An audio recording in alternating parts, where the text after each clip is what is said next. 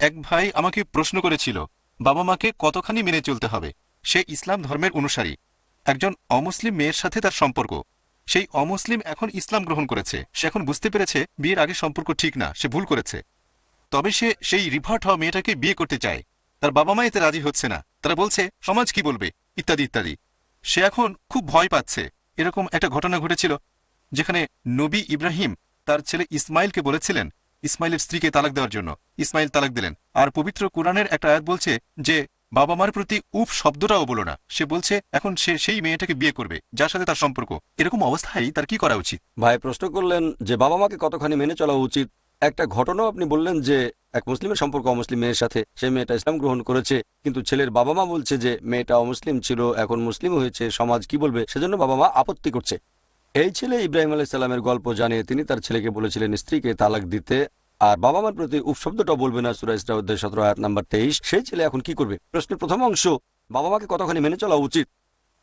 যদি বাবা মায়ের কথাগুলো আল্লাহ এবং রাসূলের বিরুদ্ধে না যায়, অথবা আল্লাহ এবং রাসূলের নির্দেশের বিরুদ্ধে না যায়, তাহলে সব মেনে চলা উচিত। এটাই সর্বোচ্চ সীমা। এর উপরে যদি যান, সেটা হবে আল্লাহ এবং রাসূলের বিরুদ্ধে যাওয়া। আল্লাহ পবিত্র কোরআনে উল্লেখ করেছেন সূরা লুকমান অধ্যায় নম্বর 31 আয়াত নম্বর 14, আমি মানুষ জাতিকে নির্দেশ দিয়েছি বাবা মার প্রতি সদয় হওয়ার জন্য, ভালো ব্যবহার করার জন্য। অনেক কষ্ট সহ্য করে মা সন্তানকে গর্ভধারণ করেন এবং 2 বছর বয়সে দুধ ছাড়ান। বাবা মাকে অবশ্যই মান্য করতে হবে। তবে তারপরে আয়াত বলছে সূরা লুকমান অধ্যায় 31 আয়াত নম্বর 15, যদি তোমার বাবা মা চেষ্টা করে তোমাকে জোর করে আল্লাহ তাআলা ব্যতীত অন্য কারো ইবাদত করার জন্য, তার মানে শিরক, তাহলে তাদের মেনো না, তারপরও তাদের সাথে সৎভাবে বসবাস করো।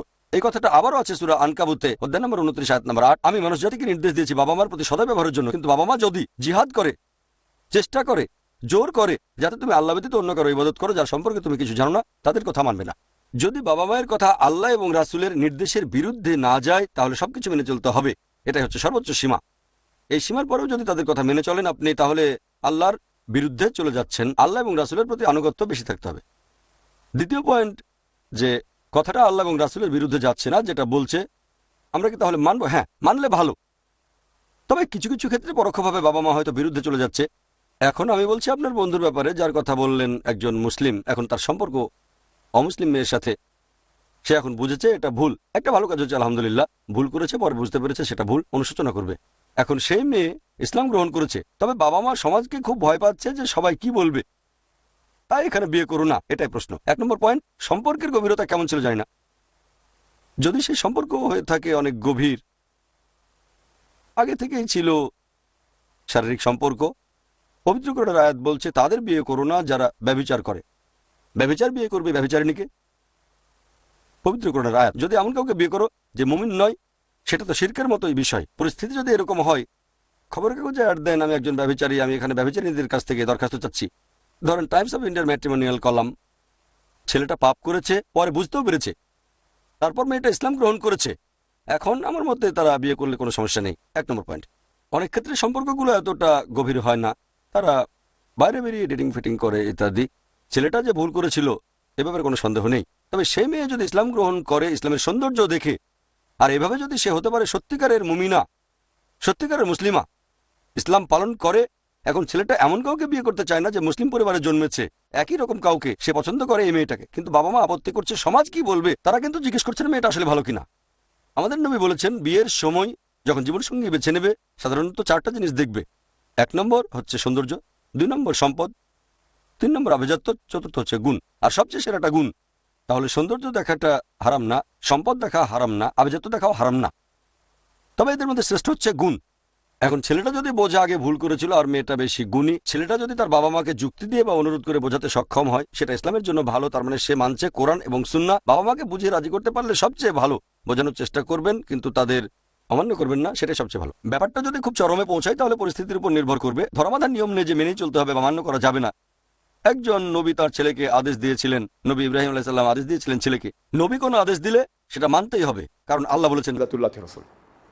সেই যুক্তিটা এখানে খাটাবেন না। নবী আদেশ দিয়েছিলেন, কারণটা কি ছিল? এখানে পরিস্থিতি যেরকম নবী ছেলেকে তালাক দিতে বলেছিলেন, সেটার কারণ অন্য কিছু। এখানেও কি একই ঘটনা? ঘটনার সাদৃশ্য জানাটা গুরুত্বপূর্ণ। আপনি প্রসঙ্গ ছাড়া কোনো কিছু বলতে পারেন না। বাবা মাকে উফ বলবেন না। হ্যাঁ, পবিত্র কোরআন কথাই বলছে, যদি আপনার বাবা মা আল্লাহ সুবহানাহু ওয়া তাআলার বিরুদ্ধে যায়, কোরআন বলছে তাদের কখনো উফ বলো না। বিরক্ত হবেন না, ভালোভাবে বলবেন। আরে এটা কি বলছেন, আল্লাহর বিরুদ্ধে যাব, এভাবে না, ভালোভাবে বলবেন। আমি আল্লাহকে মানি, অবশ্যই তোমাদের কথাও মানি, তবে আমার কাছে আল্লাহ সবার আগে, তোমরা আরেকটু পরে। হ্যাঁ, বিরক্ত নিয়ে বলবেন না। উফনা বলা মানে কিন্তু একমত হওয়া নয়। উফ মানে বকা দেয়া, বকা দেবেন না। যতদূর সম্ভব মেনে চলবেন, যদি আল্লাহ এবং রাসূলের বিরুদ্ধে না যায়। আমি এই কথা বলছি না যে এই ছেলেটার বিয়ে করা উচিত ওই মেয়েটাকে। আমি পরিস্থিতি জানি না, আপনাকে পুরো ব্যাপারটা খুঁটিয়ে দেখতে হবে। আমি একটা আউটলাইন দিচ্ছি। এখন সেই মেয়েটার ইসলাম গ্রহণের একমাত্র কারণ যদি হয়ে থাকে LBW, লাভ বিফোর ওয়েডিং, ভালোবাসার কারণে, শুধুমাত্র নামে মুসলিম হতে চায়, বাবা মা এই কারণে আপত্তি জানালে তারা ঠিক আছে, আমি তাহলে বাবা মার পক্ষে। তবে এখানে যেটা দেখছি, বাবা মায়ের আপত্তিটা অন্য জায়গায়। যদি বাবা মা সত্যি ইসলামিক হন, তাহলে তারা বলতেন না যে সমাজ কি বলবে, তারা বলতেন সে তোমার স্ত্রী হিসেবে ভালো ম্যাচ করবে না। সমাজের লোক কি বললো সেটা গুরুত্বপূর্ণ না। যদি সমাজ বলে মুসলিমরা ভালো না, তাহলে কি আমি আমার ইসলাম ত্যাগ করে দেবো? সমাজ বলে দাড়ি রাখা ভালো না, তাহলে কি আমি দাড়ি কেটে ফেলবো? সমাজ কি বলবে সেটা গুরুত্বপূর্ণ না, আল্লাহ এবং রাসূল কি বললেন সেটা গুরুত্বপূর্ণ। বাবা মা ছেলেকে বলতে পারেন তুমি যে মেয়েটাকে বিয়ে করতে চাচ্ছ সে হচ্ছে অমুসলিম, একজন মুশরিক, সে মুসলিম হয়েছে শুধুমাত্র তোমার কারণে বা টাকার কারণে অথবা অন্য কিছু, যে কোনো কারণ, ইসলামের জন্য সে মুসলিম হয়নি, শুধুমাত্র নামের জন্য মুসলিম হয়েছে। এই মেয়েকে বিয়ে করো না, এরকম হলে বাবা মা ঠিক।